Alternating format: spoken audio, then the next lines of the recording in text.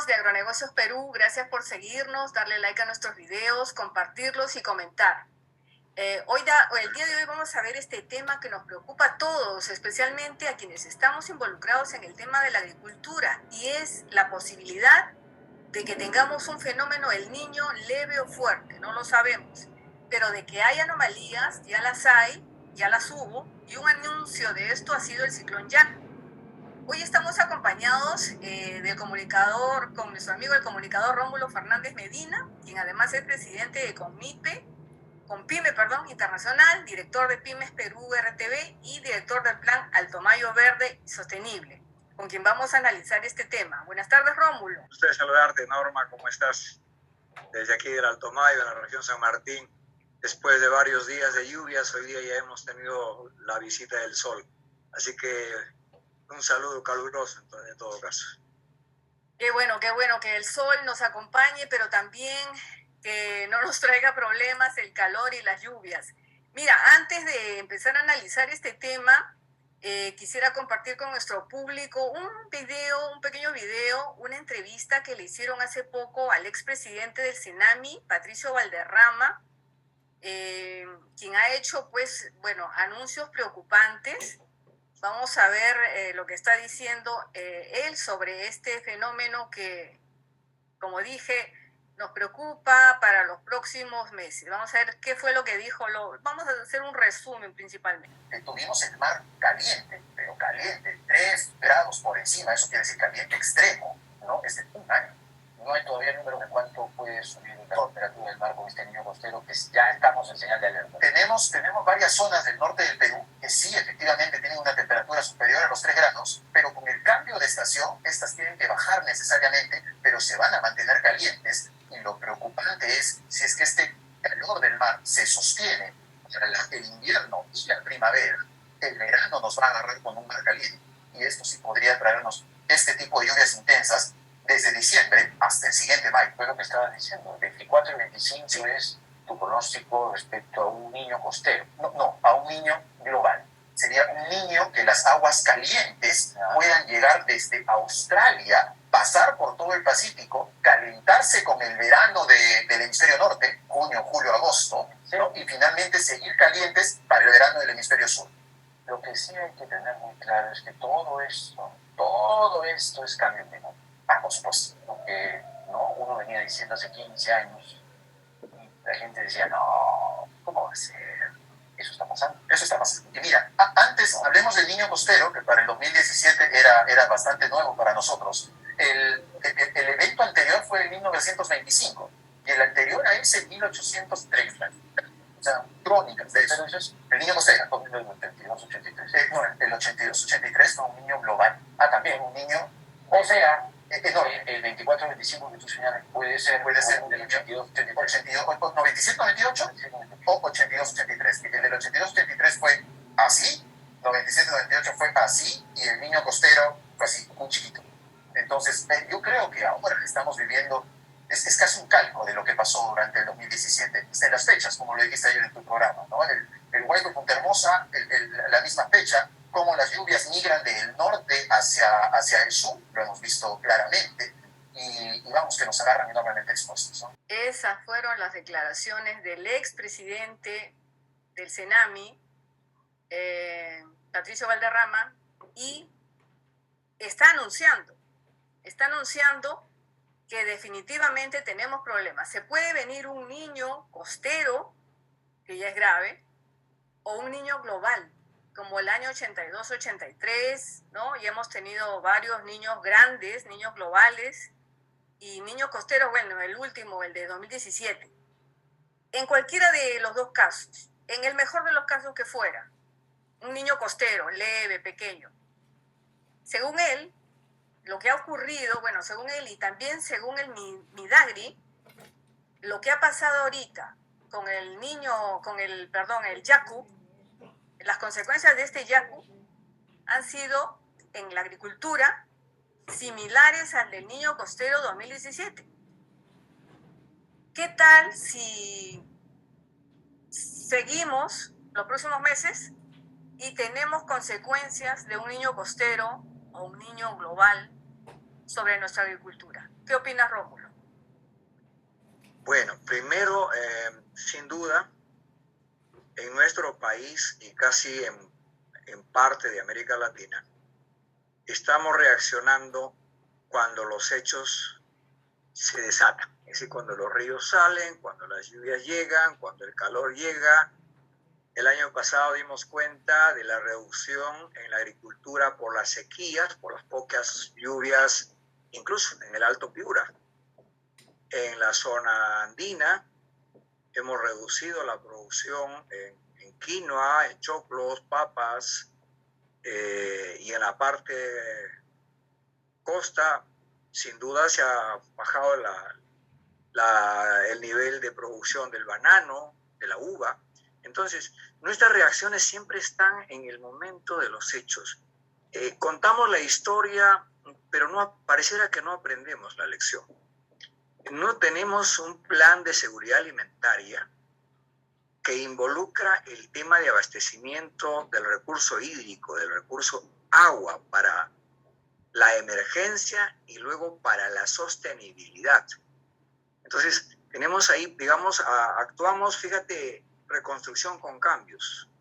Parece que nos hemos acostumbrado a dar cuenta de incrementar las cifras encontradas por el mal uso de los recursos económicos, con intervención de funcionarios del Estado, incluso de funcionarios de la cooperación internacional, porque Reconstrucción con Cambios llegó a un acuerdo, no me va a decir, con algún país de Europa para el manejo. Pero en la práctica seguimos viviendo el dolor y seguimos viendo, yo veía anoche los videos del desborde en Bayóvar, de gente que estaba aislado en medio del agua pidiendo auxilio y los vehículos en medio, indudablemente, del desborde de los ríos, de las quebradas, de los canales de agua, de las quebradas secas que aparentemente no hay. Y ahí hay un segundo problema. El segundo es la vivienda. Es decir, no tenemos una política nacional que haga respetar la seguridad en la vivienda.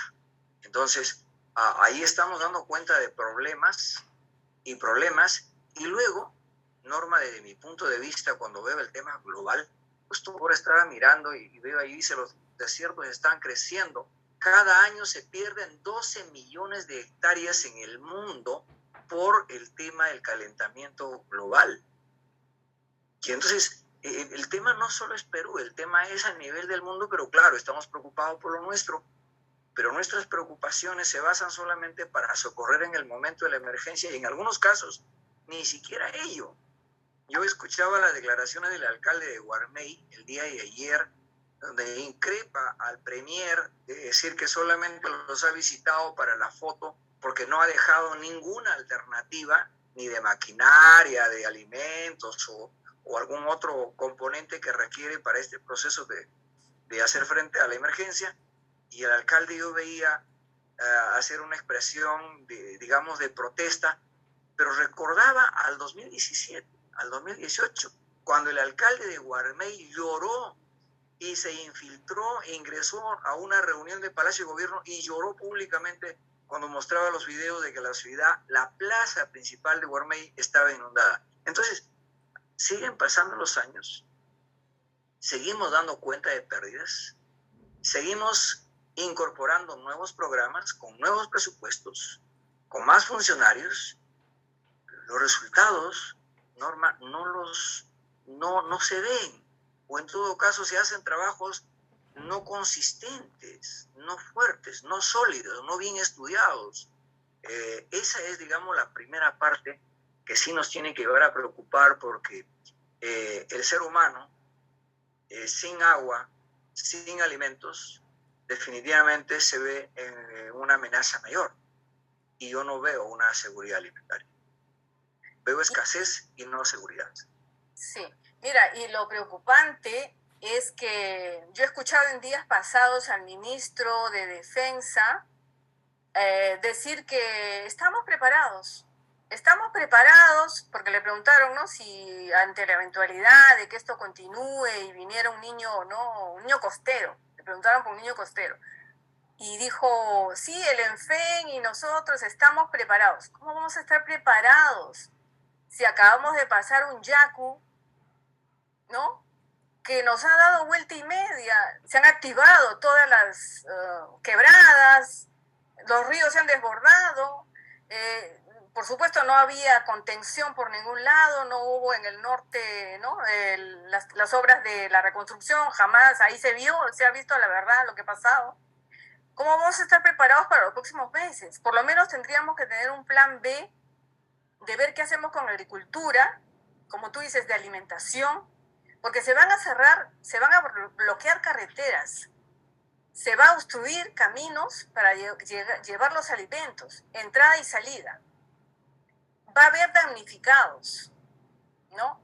¿Dónde están ya los grupos de solidaridad, preparando las carpas? Porque a veces nos contentamos, ¿no? Decimos, ya sí, ya pasó la lluvia, ¿no? Y ahorita estamos tranquilos, ya un poquito que está ya mejorando el clima, ya está pasando.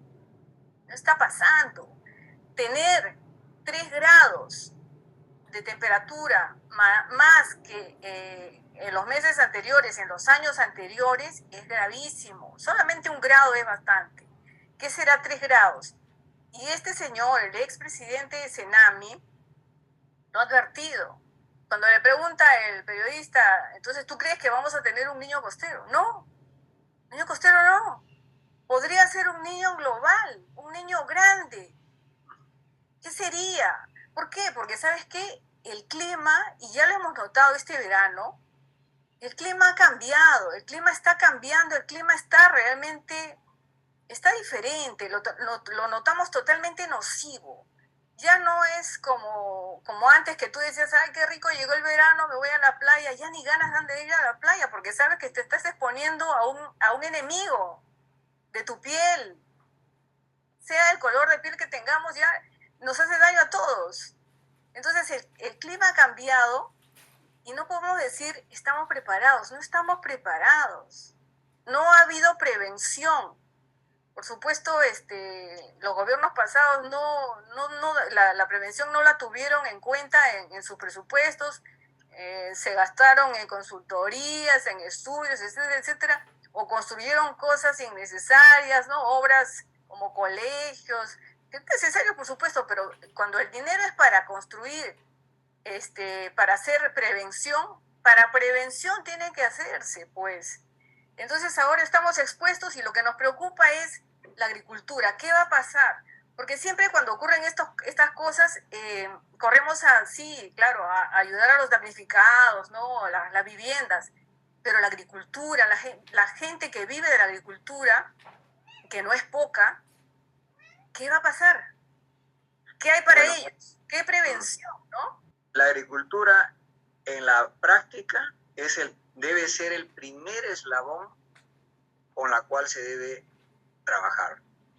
Debería ser así, porque de allí viene la seguridad alimentaria, repito, de allí viene la seguridad hídrica, trabajando con la gente del campo, quien entiende, conoce las realidades del día a día, no solamente en la producción, sino incluso en los comportamientos de la misma naturaleza que a veces se da. Sin embargo, ¿qué es lo que vemos? Vamos a anunciar un bono. Vamos a crear un programa. Llámese el Fertiabono, llámese los diferentes bonos que se han ido creando. ¿Y de dónde sale el dinero? De la caja del Estado que todos los peruanos aportamos. El año pasado hemos cerrado con 8,66% de, ¿cómo se llama? Se me fue el nombre en este momento. En cuanto al valor de la economía, de inflación. 8,66% de inflación después de tantos años que nuestra media era el 2.5, 2.8. Y entonces seguimos creando programas, pero no seguimos atendiendo el origen. 2.300.000 MIPES agrarias hay aproximadamente, según fuentes del propio MIDAC. Y hay inversión de varios años a través del propio Midagri, a través de Agroideas, Agrorural, existe ahora Procompite, o sea, hay varios fondos que se ha creado dentro del Estado, no de este gobierno, sino ya de gobiernos que vienen. Y que se han hecho algunos intentos y hay algunas muestras que son buenas, pero no completa la cadena. Entonces, o le ayudas para el abono, pero no le enseñas que tiene que trabajar la semilla, que tiene que prepararse para hacer frente a las plagas, porque esta corriente, estos desastres, viene acompañado de plagas, viene acompañado de enfermedades, viene acompañado de muertes de animales y en algunos casos hasta de vidas humanas. Entonces, ¿cómo se está mirando? ¿Con quién se está trabajando? ¿Acaso desde una buena voluntad expresa de un despacho ministerial o de la oficina de Lima, con decir estamos preparados y a la hora de la hora no tenemos la muestra definitivamente de dar soluciones? Ni siquiera para el rescate. Yo veía ayer esas familias en medio del lago con auxilio, que lo hemos publicado, incluso el video está en las redes, donde la gente se escucha con las justas el pedido de auxilio que alguien lo rescate. ¿Dónde están nuestros helicópteros de rescate? ¿Dónde está nuestra fuerza organizada de rescate? En ese momento, no para cuando ya pasó, sino para el momento de la emergencia, si estamos preparados. Entonces, ahí hay preocupación, sin duda, y como digo, no hay un plan que dosifique una estrategia de producción sostenible con la cual trabaje con los más de 2.600 mercados de abastos que hay en el Perú, trabaje con las cadenas, con las cooperativas agrarias, agropecuarias, para que esté articulado y podamos saber que en el supuesto que se cae un puente, que se rompe la pista, que nos deja incomunicados, como sucedió en el norte en estos días, en el tramo de Trujillo, ayer en el tramo de Piura, ¿qué hacemos con las verduras? ¿Qué hacemos con las frutas que están en los camiones, si es que todavía pueden mantenerse en algún lado en reserva? ¿Qué hacemos frente a eso? Y eso ya lo vivimos, Norma, en la época del COVID, recordarás, sí. Por la lentitud de los protocolos, se tenía que botar las fresas, los arándanos, las paltas, se tenía que arrojar ya malogradas porque no se podía pasar por el efecto protocolos. Entonces, no tenemos líneas establecidas que garanticen la sostenibilidad frente a este tipo de emergencias. Y ahí, definitivamente, sí creo que hay preocupación por parte de los ciudadanos en general, ¿no? Sí, y la alimentación es algo que no se puede soslayar. ¿Por qué? Porque tal como ocurrió con el COVID, teníamos COVID, estábamos encerrados, nadie trabajaba, en fin, pero no dejábamos de alimentarnos. Los alimentos no podían dejar de ingresar a nuestros mercados. Lima, ciudades, interior del país. Eso es algo que no puede detenerse. Pero ¿qué pasaría en el caso de que ocurriera un COVID, un niño? Se bloquean las carreteras porque de todas maneras va a haber desbordes, va a haber activación nuevamente de las quebradas, va a haber huaicos, va a seguir. Porque mira lo que dice el Senami. En primer lugar voy a mencionarte lo que dice Cristian Garay Torres, que es director de Estadística, Seguimiento y Evaluación de Políticas de Midagri. Él ha dicho que Perú tiene 4.5 millones de hectáreas en producción, ¿no?, agrícolas. Y las incidencias del ciclón Yaku solo representaron 1.2% de toda la superficie agrícola, casi similar al Niño Costero del 2017. O sea, este ciclón que acaba de pasar, con todos estos desastres que hemos visto por televisión, tú los habrás visto en persona, porque tú viajas y conoces esas zonas. Todo eso ha sido similar al Niño Costero del 2017. O sea, lo consideran, como dicen, leve. ¿Qué sería si esto no va a ser, pues, como dicen, moco de pavo? Porque, como dicen los especialistas de meteorología, las temperaturas altas van a continuar en los meses de nuestro otoño, invierno y van a encadenarse con primavera y verano. O sea, vamos a tener de corrido aguas en nuestro mar, aguas calientes, cuando el Pacífico es frío. Su modo normal es ser un mar frío. Y no, vamos a tener un mar caliente en 3 grados, 3 más de lo normal. Y eso durante el otoño, invierno, primavera y hasta verano. O sea, vamos a llegar a 2024. ¿Te imaginas, pues, diciembre, enero de 2024, con grandes temperaturas, porque esas masas de agua que vienen de Australia, que vienen también arrastrando, que van a arrastrar el calor del verano del hemisferio norte y van a llegar a nuestras costas, ¿no? Para nuestro verano, recontra calientes? ¿Cómo será el 2024? Entonces yo digo que creo que ese es el momento ahora de ir haciendo prevención. Bueno, ya no se pueden hacer obras de infraestructura de prevención, pero debe hacerse en cuanto a planes B. Plan B, carreteras, distribución de alimentos, damnificados y sobre todo, ¿qué van a hacer los agricultores, los productores? ¿No? Van a tener problemas y no veo que se hable de esto. Yo miro una cosa, Norma, no de ahora, y esto en realidad viene de mucho tiempo. En nuestro país no hablamos de prospectiva, no desarrollamos prospectiva geográfica, prospectiva sectorial. CEPLAN hace un trabajo de planeamiento de oficina mayormente. Por ahí algún seminario en alguna ciudad, pero ese no es el reflejo real de nuestro país. Nuestro país mayormente es agrícola, mayormente es bosque, pero resulta que estamos sufriendo por agua, estamos con crecimiento de anemia, con crecimiento de tuberculosis en algunas regiones de nuestro país, un país que tiene 84 microclimas. Sin embargo, tenemos funcionarios que nos dan un mensaje de consuelo y nos hacen ver como que estamos ok. Yo siempre parto por mirar el mundo global.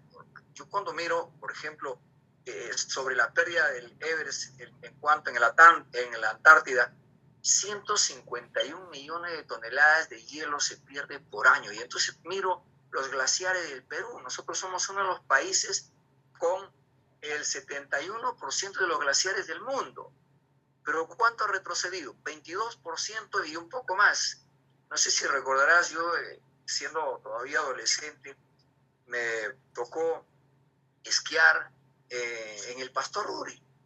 Hoy el Pasto Ruri en Ancash, en la región de Ancash, ya no hay pues hielo, o sea, ya no hay nada prácticamente. Entonces, estamos perdiendo, no estamos hablando de las fuentes del agua, que es base fundamental para la vida, para la agricultura, para la crianza de los animales, número 1. Número 2, no estamos trabajando políticas sostenibles en la agricultura para poder garantizar la alimentación, porque estamos pensando en el hoy y no estamos mirando el mañana, en los problemas del mañana. No nos imaginamos que iba a llegar un COVID-19 y llegó.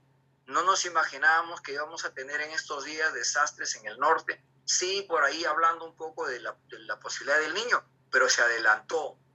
Entonces, problemas en la sierra, no pensábamos en la sequía y se nos vino la sequía. ¿Cuánto ha reducido la producción de quinoa? 32.5. Se ha reducido en comparación al año anterior. Entonces, esos indicadores tienen que llevarnos a hacer prospectiva. Y para eso se necesitan funcionarios especializados, técnicos responsables, capacidades donde no solo se identifique por el encargo de la función, sino que ojalá tenga un compromiso de ser humano. Porque creo que las personas que tenemos ese sentir, lo hacemos no solo pensando en el hoy, sino más bien estamos pensando en el mañana, en qué es lo que va a pasar, porque el efecto puede llegar a golpear más fuerte a Lima, puede llegar a golpear más fuerte a las principales capitales. ¿Por qué?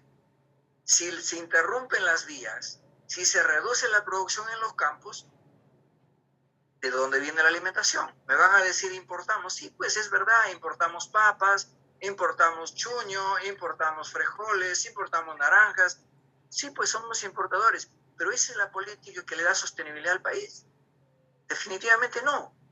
Entonces tenemos que trabajar en proyección a darle valor a lo que nosotros tenemos, a partir de entender y trabajar con nuestra gente del campo, en la sierra, en la selva, en la costa, pero trabajar con la gente del campo, con funcionarios y profesionales comprometidos, que no es suficiente, lo reitero, la creación de bonos, eso es lo más fácil que se hace. Claro. Echar mano a la caja es lo más fácil que se hace, pero la factura lo pagamos luego todos los peruanos, ¿no? Sí, además falta una visión de largo plazo en nuestras instituciones como el Midagri, ¿no? Porque, para empezar, no podemos ir, como se dice, vistiendo un santo, vistiendo al otro, resolviendo pequeños problemas aislados por acá y por allá. Creo que lo que debería empezarse es primero con infraestructura, reservorios, carreteras, caminos, puentes, ¿no? Empezar por hacer obras de prevención para que estos fenómenos, bueno, si tienen que suceder, que sucedan, pero que no afecten ni a la población, ni a la agricultura, ni a las industrias, ¿no?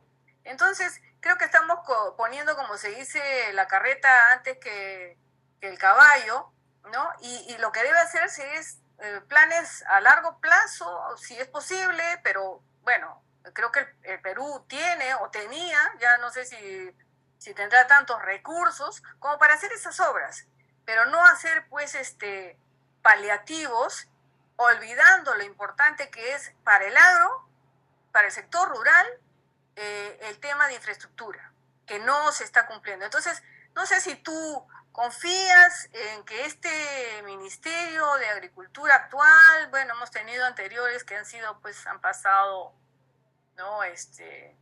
Como se dice, sin mayor gloria, pero si o los próximos están tomando en serio el papel que le corresponde. Yo creo que no. Pareciera que estamos de ensayo en ensayo. Creo que hemos pasado ya 7 ministros de Agricultura en 16 meses, en realidad, y lo mismo sucede en otras carteras, es decir, se rota tanto a los ministros y a los viceministros y a los directores y al final no hay una estabilidad. Y algunas veces también por el mismo hecho, digamos, de no revisar bien al perfil de a quien van a delegarlo, ¿no? Como el caso de la viceministra de Ambiente, que ha salido muy mal parada, que en 24 horas benefició a toda su familia, ¿no? A la mamá, al ex esposo, etcétera, etcétera. Pero bueno, entonces ese problema, digamos, de no tener estabilidad. Yo conversaba con una funcionaria de Honduras y me decía 7 años en el cargo de seguridad ciudadana, 7 años consecutivos. Conversaba con el director de promoción comercial a las exportaciones del estado de Guanajuato, con Luis Rojas, y él está 25 años en la institución y empezó exportando $200 millones y hoy habla de $45,000 millones al año, su región. Entonces, la estabilidad en determinados puestos de funcionarios, de técnicos que tiene el nivel, creo que eso hace que sean sostenibles. En el Midagri, cuando yo miro y digo agroideas, agro rural, proyecto especial binacional Titicaca, proyecto especial binacional Puyango, Tumbes, proyecto especial binacional e integral de la cuenca del río Putumayo, el Pedamal, el proyecto especial de Loreto, el proyecto del PEAN de San Martín, en fin, una serie de proyectos especiales, el Jequetepeque, Saña, etc. Y uno dice, y luego entras a CERFOR, INIA, ANA, SENASA, Sierra y Selva Exportadora, y entonces me he dedicado a mirar los presupuestos. ¿Cuánto realmente estas instituciones gasta o invierte en presupuestos? Más del 80%, en algunos casos va más del 90%, a gastos de planilla, gastos administrativos, a comisiones, a consultorías.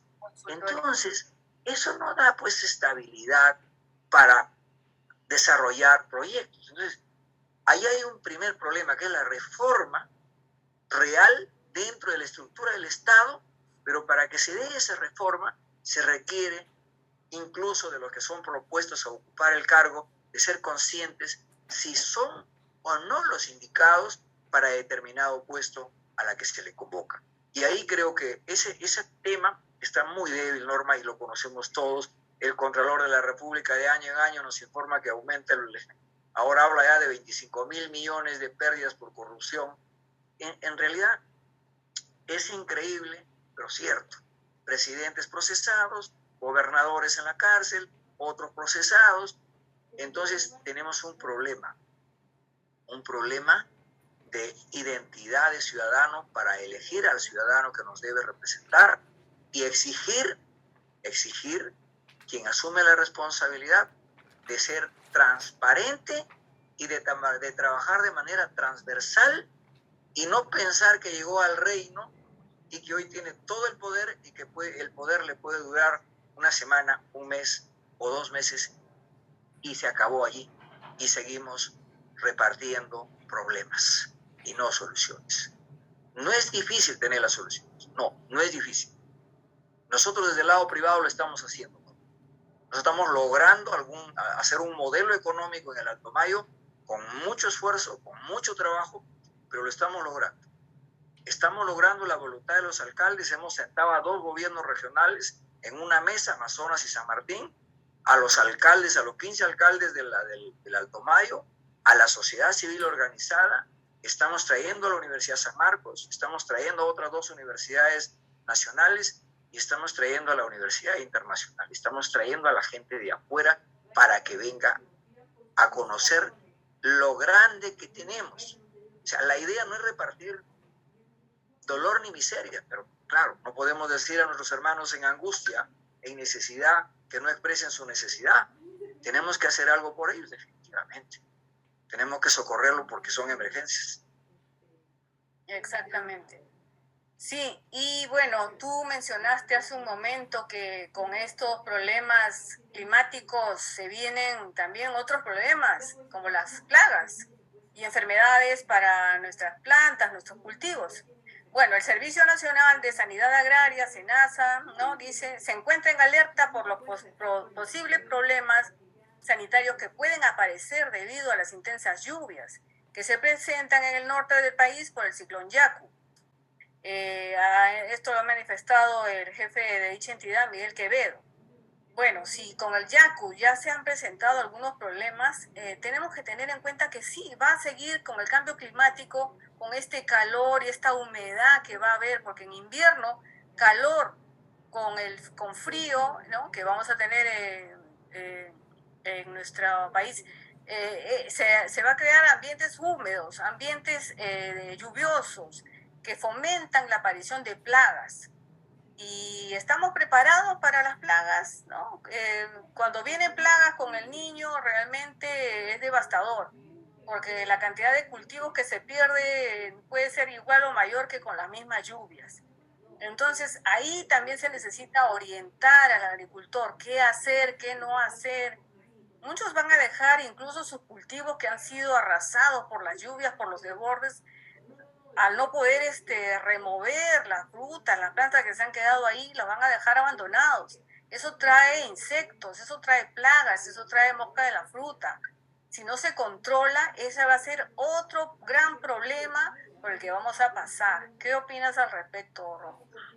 Mira, estoy mirando el cuadro de presupuesto del 2023 y SENASA tiene un presupuesto de 394.7 millones de soles para este año, y de las cuales señala que van a invertir 192.8 millones de soles a hacer inversiones. Significa que van a hacer seguramente temas de investigación, proyectos especiales, y que eso me parece interesante que lo hagan rápido.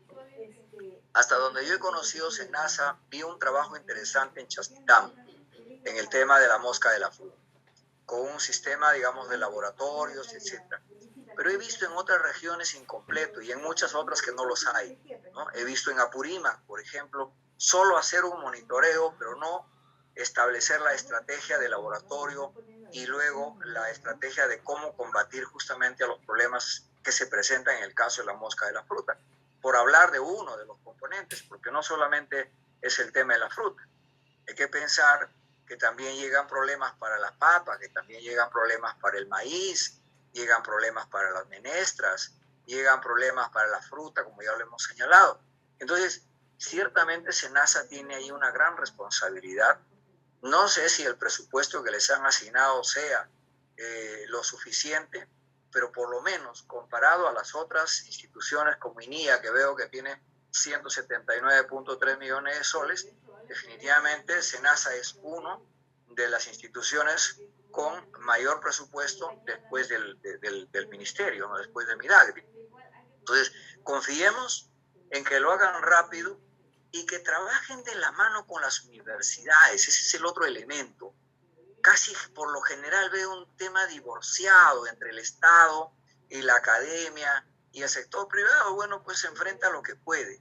Lo único que hace el sector privado mayormente es ser el cliente esclavo del vendedor de los herbicidas, de los insecticidas, de los pesticidas. O sea, se endeuda, la cosecha ya está vendida a cambio de los abonos, a cambio de los insecticidas. Entonces, y eso si lo vemos desde el lado, digamos, de la producción.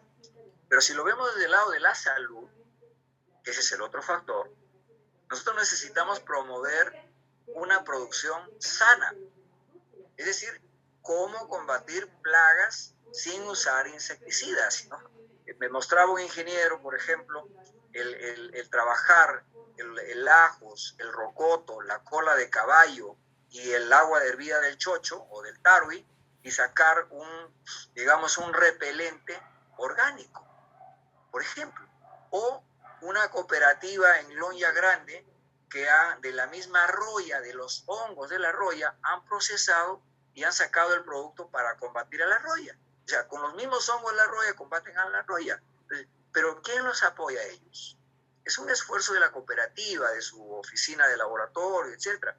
Entonces, esos esfuerzos, esas experiencias que existen, debería de articular justamente el Estado. En este caso, SENASA debería ser capaz de trabajar con las universidades, con las organizaciones que de alguna manera hacen esfuerzos del lado privado, y así se reparte el presupuesto. O sea, ya no sale solo del Estado, también aporta el sector privado, porque estamos cuidando nuestra producción. Y estamos fortaleciendo la capacidad de investigación de nuestras universidades, utilizando nuestros laboratorios de las universidades. Ahí realmente hay un vacío. Yo que camino por las regiones, que me reúno en las universidades, que estoy con los gremios de la micro y la pequeña empresa, de más de 30 años trabajando, caminando por todo nuestro país, creo que algo veo, algo aprendo y algo sé. Y eso lo comparto con preocupación, no de ahora. Lo vengo diciendo hace mucho tiempo. Dejemos de ser islas importantes, convirtámonos en islas articuladas, hagamos una dosificación de las capacidades que existen en la academia, en el sector privado y en el Estado. Rómulo, tú que trabajas con pequeños y microproductores, microempresarios, ¿qué futuro le ves a la pequeña agricultura? Porque siempre se anda buscando cuál es la salida para ellos, que se alíen con la agricultura grande, con el agroexportador, que el Estado les dé la mano, que el Estado los dirija, el Estado se olvida, el Estado no se ocupa, o les da proyectos, luego desaparece y no tienen o no tienen un norte. ¿Necesitan o no necesitan líderes? Porque están como se dice a su suerte, ¿no? Mira, nosotros tenemos 230 organizaciones integradas en CONPYME Internacional, de las cuales un poco más del 80% están en el campo.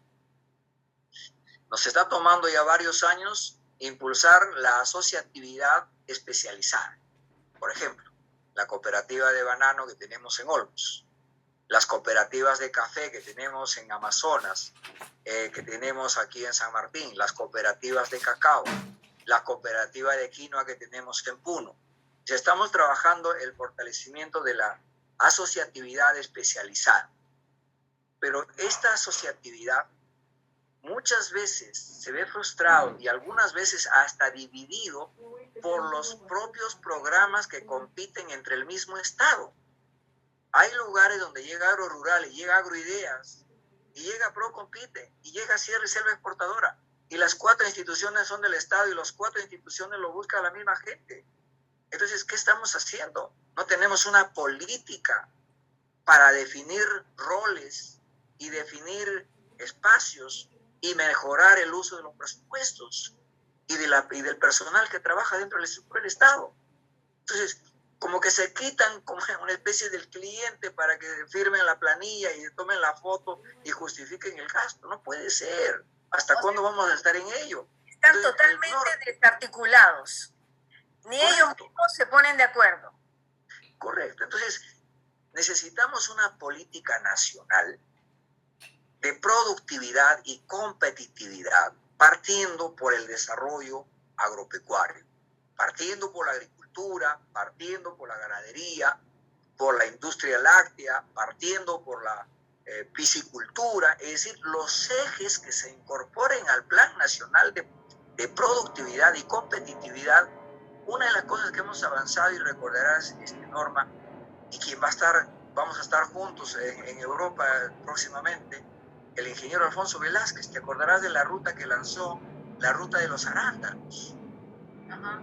El arándano peruano ha superado ahora a nivel mundial, está liderando a nivel mundial. Entonces nosotros tenemos que establecer políticas en el país en qué productos hay que apostar, cómo fortalecer, y contestando a tu pregunta, y cómo articular a estas cadenas de las microempresas, de las pequeñas empresas, de las empresas familiares del campo, que por lo general siempre viven repartiendo pobreza, no porque sean pobres, sino porque les estafan, porque les engañan. Fíjate, un solo caso, esta mañana yo tenía una reunión con la Asociación de Apavás, de OMIA, de Rodríguez de Mendoza, en Amazonas, y revisando los documentos, han pagado 400.000 soles para renovar los certificados orgánicos de los socios a una empresa española. Y yo empiezo a revisar los certificados orgánicos y están mal emitidos, porque tengo que revisar para la exportación. Yo tengo que estar seguro que mis certificados están como estoy declarando. Mal emitidos, y se han cobrado 400.000 soles. El gerente me dice, es que nosotros no sabemos, nos recomendaron, un funcionario del Ministerio de Agricultura nos recomendó a esta empresa, y nosotros le hemos pagado al contado. Fíjate, ya, el agricultor paga su platita, se esfuerza y paga, se endeuda y mantiene su cultivo, y a la hora de llevarlo a la competitividad están engañados. O los acopiadores. Esto nos pasó en Olmos.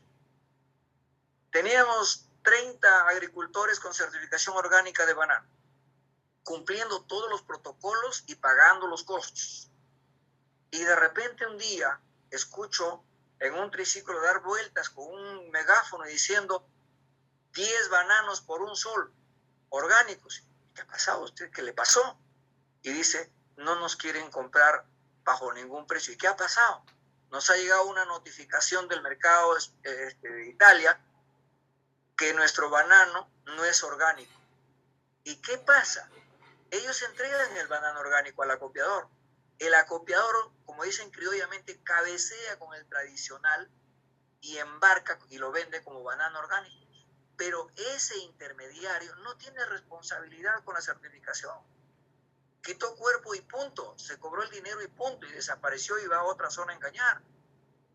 La sanción viene al agricultor del mercado, en este caso europeo.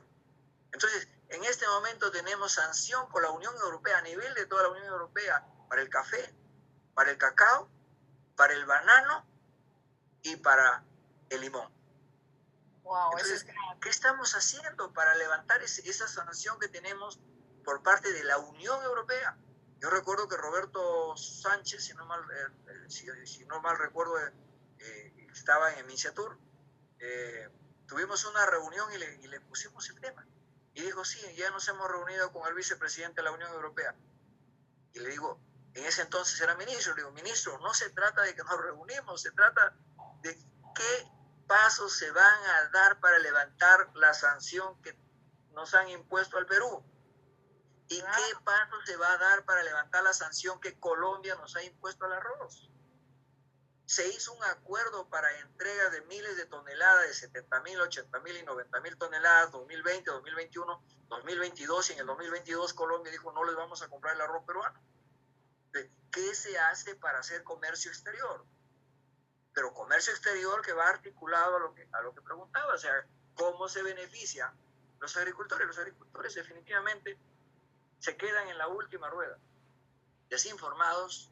En el café, por ejemplo, los intermediarios del café, ¿cómo los engañan a los pobres agricultores? El pobre agricultor trae 1 quintal, 2 quintales, 5 quintales de café, llega al comprador, el comprador le ofrece un precio y le dice, vienes en 2 días, en 5 días para tu liquidación. Viene en 5 días y le dice, ¿sabes qué?